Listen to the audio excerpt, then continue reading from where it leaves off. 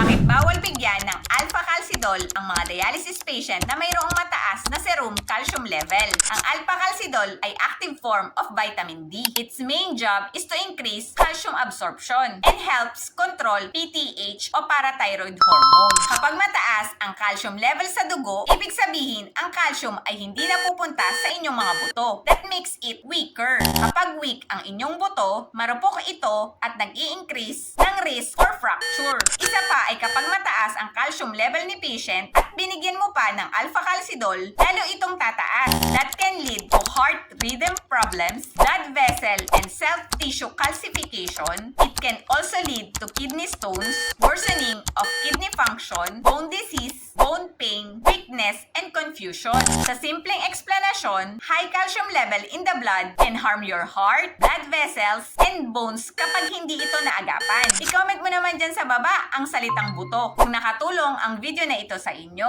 See you around mga kabato! Bye!